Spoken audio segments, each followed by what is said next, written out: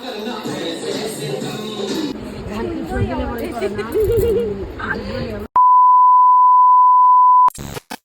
সবাইকে, চলে আসলাম আবার একটা ভিডিও তোমাদের সঙ্গে শেয়ার করতে। আর আজকের ব্লগটা কিন্তু আমি সন্ধ্যাবেলায় স্টার্ট করেছিলাম। তোমরা তো একটা ভিডিওতে দেখেছিলে যে আমি দুপুরবেলার দিকে রানাঘাটে গেছিলাম।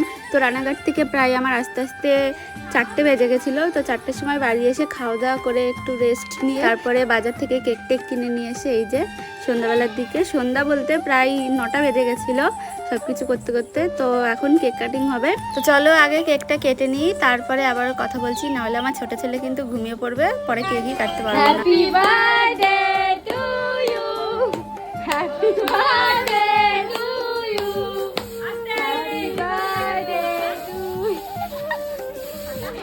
দিও না দিও না দিও না। জীবনে প্রথমবার জন্মদিন পালন করলাম এইভাবে। তো আজকে আমি খুবই খুশি।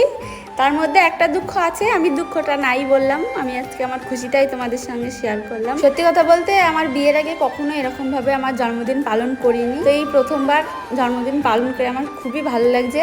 আমি বিয়ের আগে আমার মাকে বলতাম যে মা আমার জন্মদিন করো, কিন্তু আমাদের ওই বাড়িতে নেই জন্মদিন। তো সেই কারণে আমার মা বাবা জন্মদিন করতো না। তো আমার শ্বশুর বাড়িতে জন্মদিন আছে, তো সেই জন্য আমি এখানে প্রথমবার এইভাবে জন্মদিন করলাম। আর আমার দেওর বাজার থেকে কেক এনেছিল, কেক আনার সময় একটা ব্লাস্ট কিনে এনেছিল।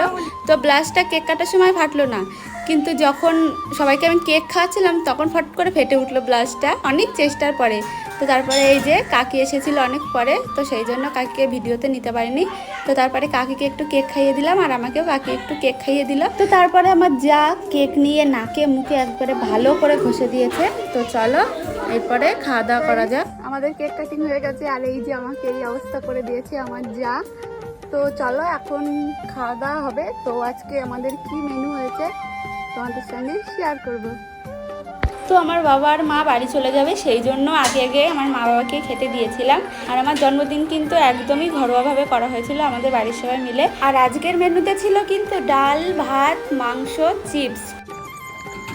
তো গাইস, আমার একটা জেঠা শ্বশুর আছে, দুপুরবেলা আমার সঙ্গে গেছিল রানাঘাটে। তো সন্ধ্যাবেলায় কেক টেক কাটা হলো, খুব খিদে পেয়েছিল, তো একটু দেরি হয়ে গেছে, সেই জন্য রাগ করে বাড়ি চলে এসেছে। আর ভাত খাবে না, দাঁড়াও দেখাচ্ছি জেঠাকে।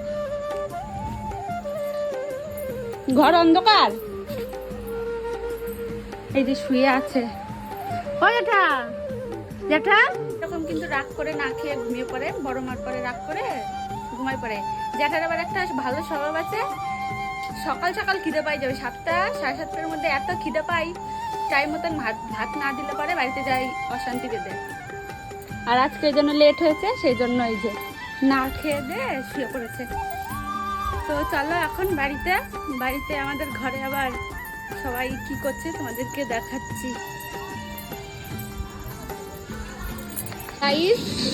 এই যে আমাদের ঘরে সব নাচানাচি করছে,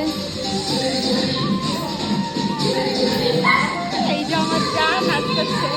আর আজকে আমার জন্মদিন, আমি নাচবো না তাই বললে কি হয়? তো চলো আগে আমি একটু নেচে নিই, তারপরে তোমাদের সঙ্গে আবারও কথা বলছি।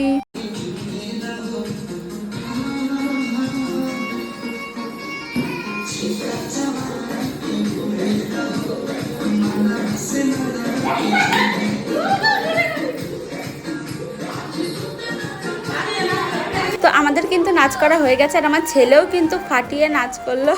তো চলো এখন একটু খাওয়া দাওয়া করে আবার কথা বলছি। তো আমাদের খাওয়া দাওয়া শেষ হয়ে গেছে, আর এখন আমরা সবাই একটু গল্প করছি। তো মা কাকি বড় মা একটা টিম করেছে, আর আমরা 3 জায় একটা টিম করেছি।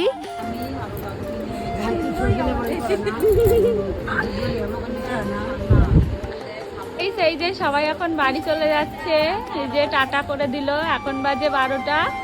তো এই যে সব চলে গেল, হ্যাঁ 12টা বাজে। আর এই যে মা উঠে পড়লো, এখন আমরা শুয়ে পড়বো। তো আজকের মতন এখানেই ব্লগটা শেষ করলাম। তো আজকের ভিডিওটা তোমাদের কেমন লাগলো অবশ্যই কিন্তু কমেন্ট করে জানিও। আর তোমাদের সঙ্গে খুব তাড়াতাড়ি আবার দেখাবে অন্য কোনো ভিডিওতে। তো আজকের মতন টাটা, বাই বাই।